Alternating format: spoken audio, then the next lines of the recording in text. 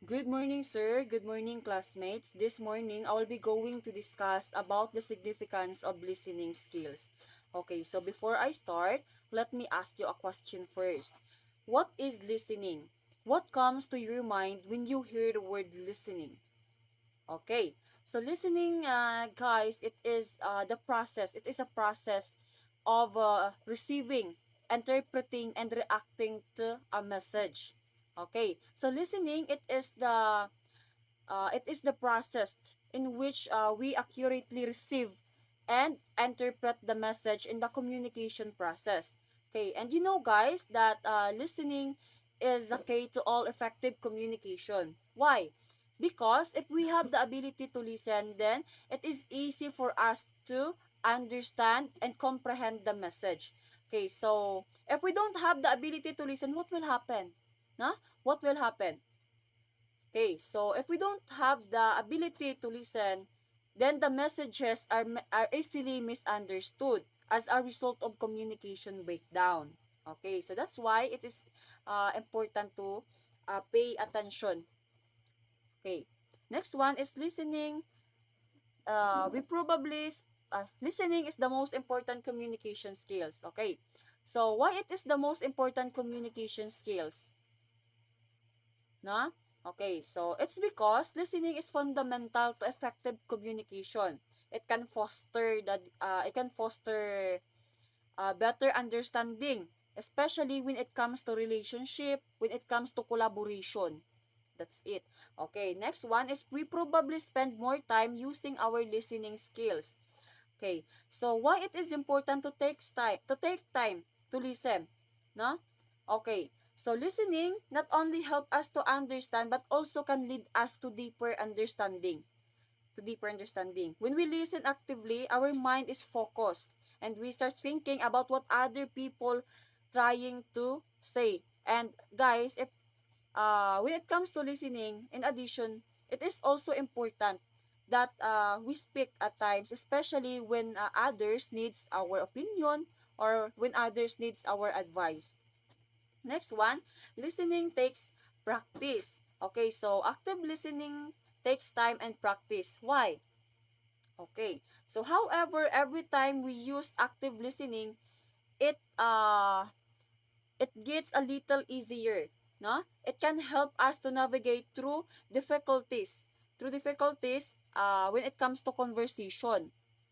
More than that, it helps improve overall communication and can build a better understanding and ultimately leads to better relationship with our family, friends, and classmates. The next one is real listening is an active process. Why it is an active process?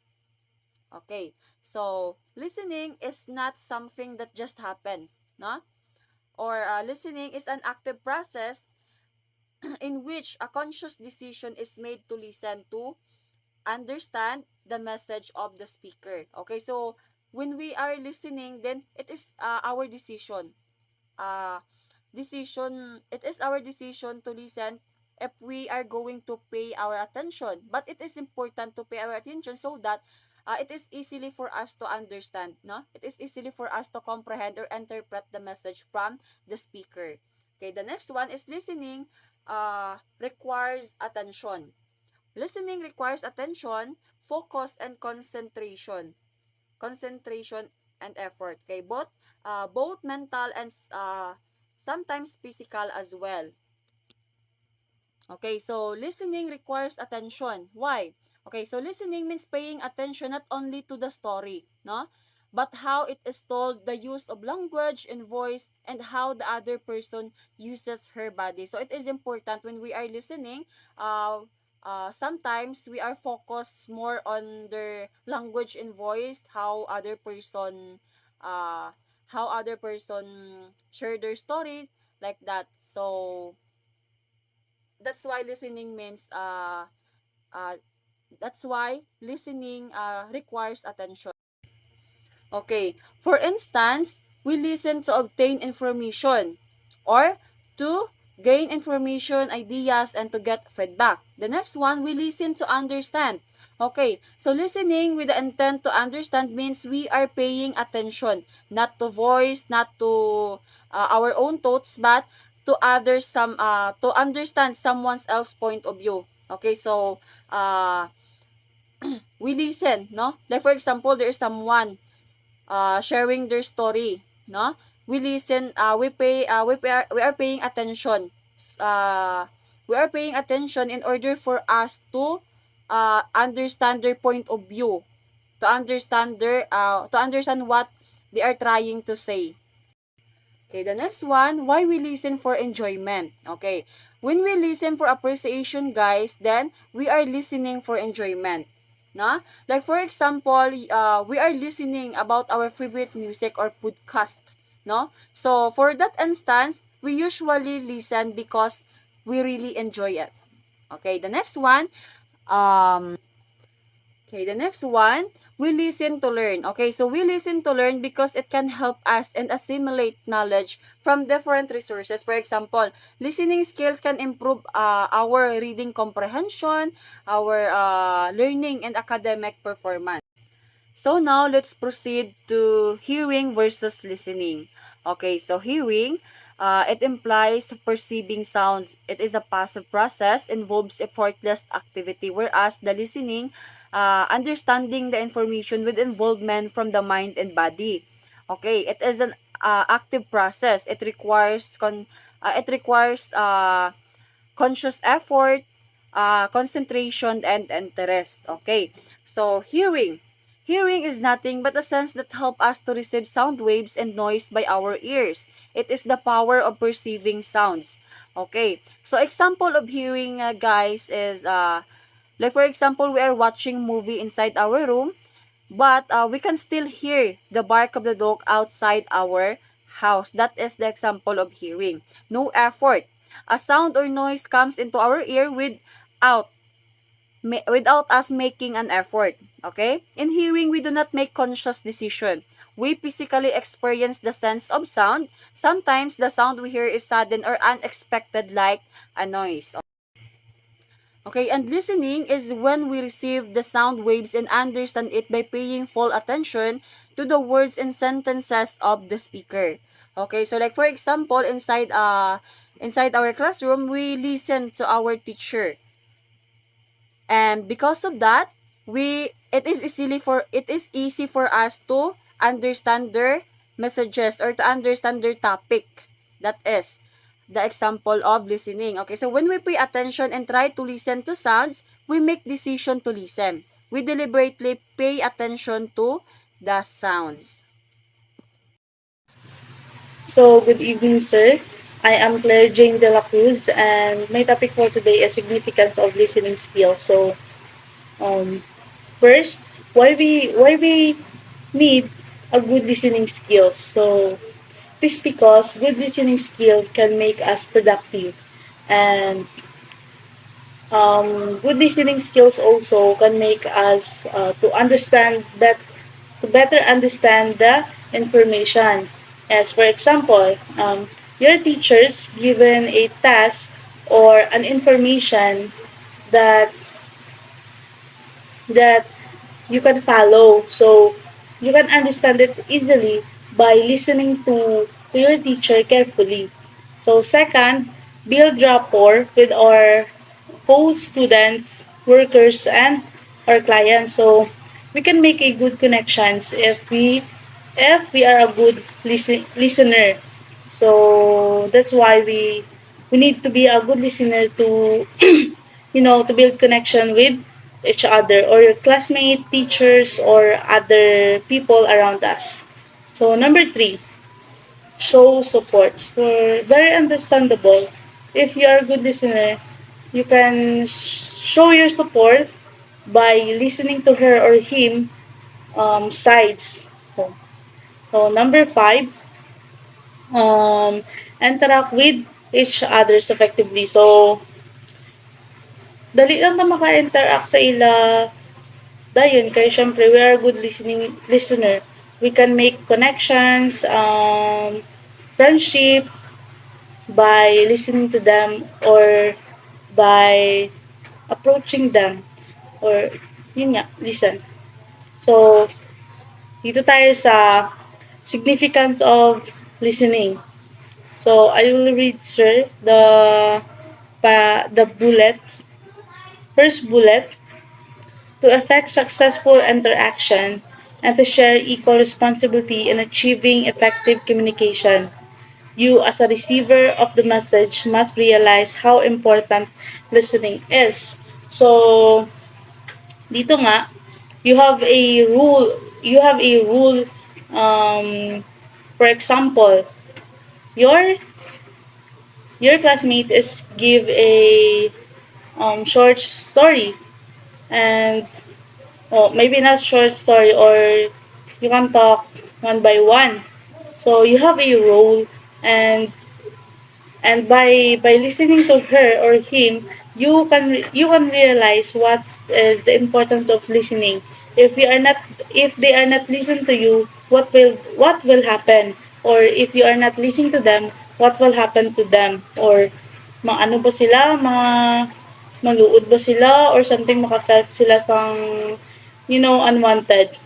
So we have a role we have a role to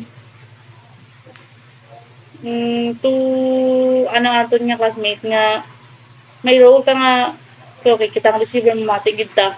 So second bullet, the importance of listening the importance of learning how to listen can be manifest at this offers as opportunity to broaden one's knowledge of.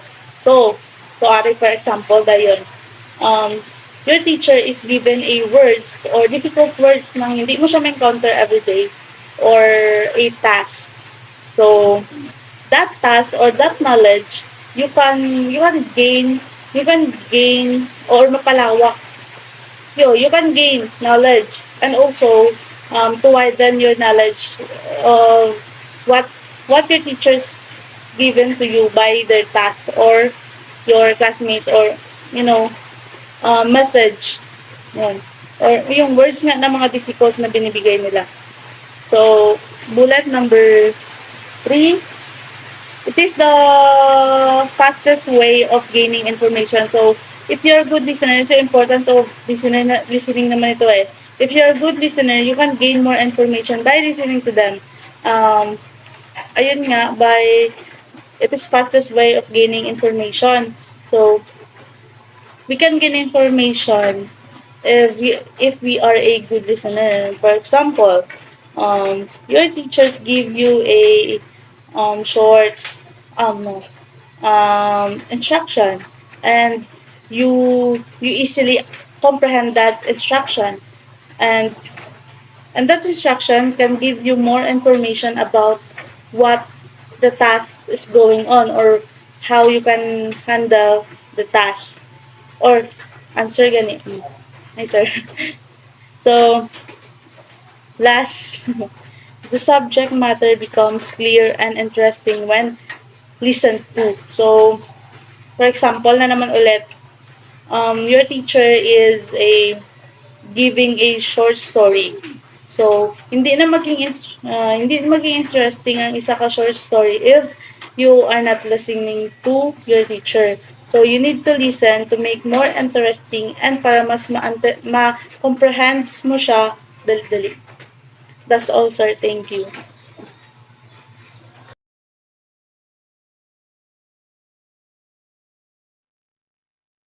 Good day, sir. Good day, classmate.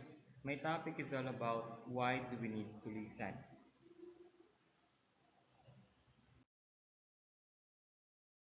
Why do we need to listen? Whenever you make any action or make a decision, there must be a motive. Likewise, when you settle on listening, you must have the following reasons. First, to obtain information. So, we listen to obtain information. So, in listening, you can gather an information that is true and factual. Second, to achieve understanding. We listen so that there is no misunderstanding that will happen. Third, to secure pleasure. We listen so that it will give us pleasure, just like listening to music when we are sad. So, through listening, our sadness will fade away. Next.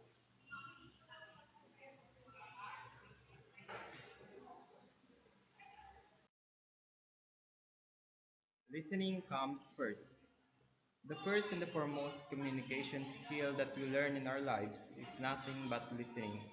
So, among the four macro skills, the one that has the bigger uses in our everyday lives is listening, which is 45%, followed by speaking 30%, reading 16%, and writing 9%.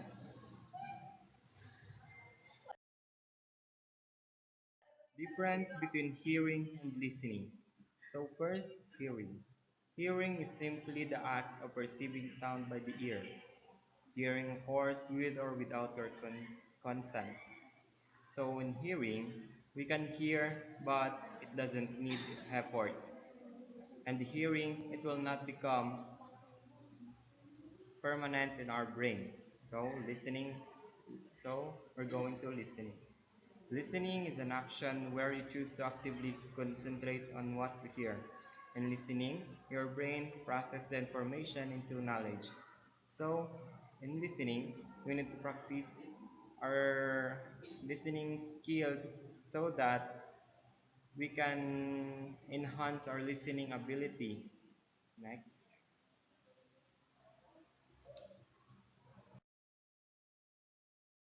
What is listening skills? Listening skills are the ways to help you listen something more effectively. So if we don't have this kind of skills, so we need to practice it so that we can become an effective listener.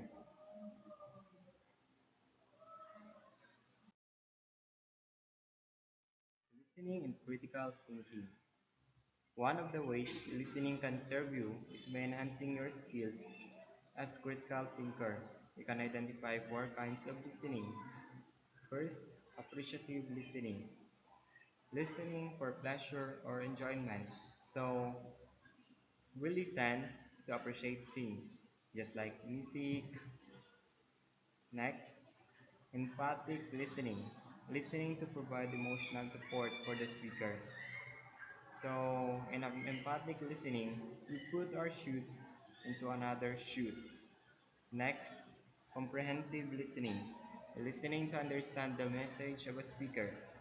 So we listen so that we can get an information from the speaker. Critical listening. Listening to evaluate a message purposes of accepting or rejecting it.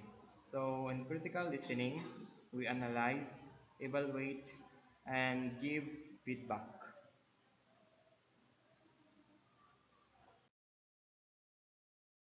Importance of listening skills. An attentive listener stimulates better speaking by the speaker. So when we are listening properly, we can hear better by the speaker, by this speaker, into the speaker. So a good listener learns more than an ordinary listener. A good listener learns to detect prejudice, assumptions, and attitudes. Communication is not complete without effective listening.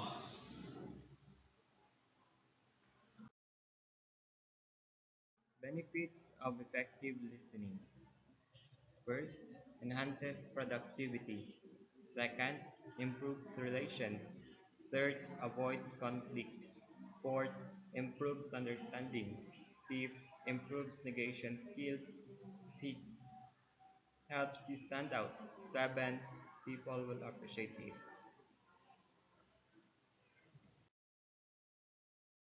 Traits of a good listener. Listener. Look interested or get interested. Involve yourself by responding. Stay on target. Test your understanding. Evaluate the message and naturalize your feelings.